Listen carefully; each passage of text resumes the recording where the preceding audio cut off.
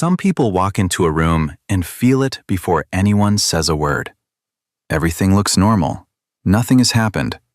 But you feel the tension, the forced smile, the look that lingers a second too long, the silence between two people that doesn't sound like peace. And the strange part is, you're almost always right. Most people would call that intuition, a gift, some kind of special intelligence. But the truth is quieter than that, and heavier. Because once you start seeing too much, you can never go back to seeing the world the simple way again. You don't just hear what people say, you feel why they're saying it. The insecurity hiding under the arrogance, the sadness under the humor, the quiet manipulation wrapped inside the kindness. From the outside, it looks like an advantage. From the inside, it slowly wears you down. Because at some point, you stop being able to fully relax around anyone. So let's take the mystery out of it. This isn't magic, it's perception.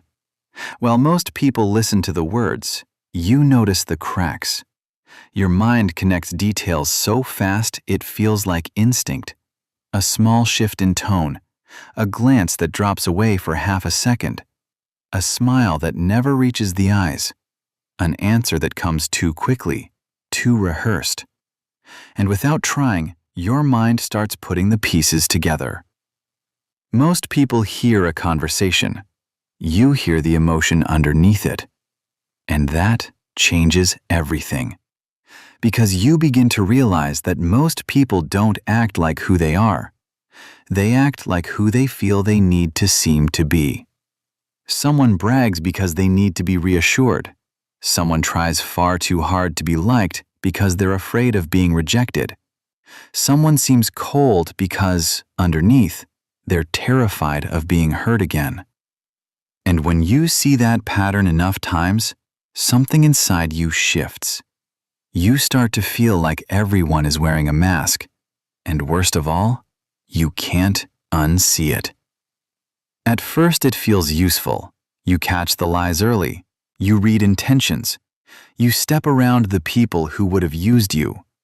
But slowly, your mind drifts into a permanent state of alert. And that's where the real cost begins. Someone congratulates you, and you catch a thin note of envy. Someone smiles, and you feel the discomfort under it. Someone says, "I trust you," while their body quietly says the opposite. And after enough of that, you start to distrust even the good ones. You notice that a lot of people don't talk to connect. They talk to get something. Approval, attention, control. And part of you understands that's just being human, but another part grows tired. Because reading everyone all the time burns an enormous amount of energy. And here's the trap so many perceptive people fall into. You start analyzing everything. Every message, every silence, every change in tone. Someone takes a little longer to reply, and your mind builds whole stories. Someone seems distant for a day, and you go hunting for the hidden reason. And without noticing, you stop living your relationships and start investigating them. Your mind isn't trying to connect with people anymore. It's trying to survive them. Because somewhere you decided that if you can just see the pain coming, it won't be able to break you. But it never works that way. The more you analyze, the more anxious you feel. You start living inside imagined scenarios, searching for contradictions, trying to decode what no one said out loud. And a lot of the time, yes, you're right. That's exactly why it's so hard to stop. But maybe the saddest part is this. The people who understand others the best are usually the least understood. Because once you can read emotions, you also learn exactly how to make people comfortable. You know when to listen, when to stay quiet, what to say. And everyone ends up feeling like they know you. but almost no one really does. You become the strong one, the one who always understands, the one everyone brings their problems to. Because when someone seems to understand everything, the world assumes they don't need to be understood. And slowly, you can feel alone in a room full of people. They only ever see the calm, steady version you choose to show. So how do you live with a mind like this without letting it quietly destroy you? The answer isn't to stop seeing. That's impossible now. The answer is to build a different relationship with what you see. First, not everything needs to be uncovered.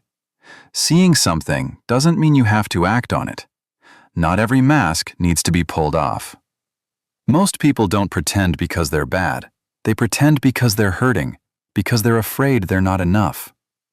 When you understand that, the anger softens into something closer to compassion.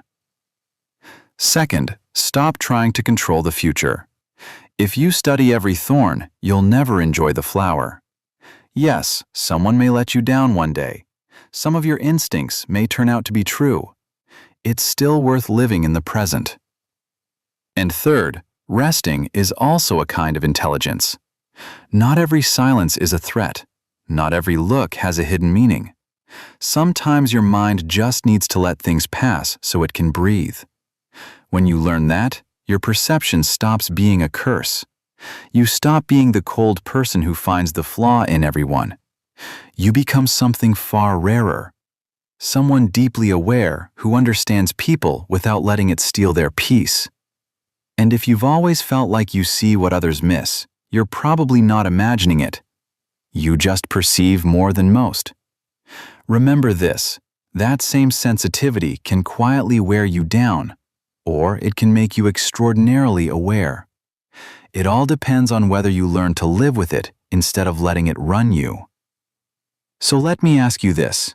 Of all the traps we talked about today, which one do you feel the most in your own life? Tell me in the comments.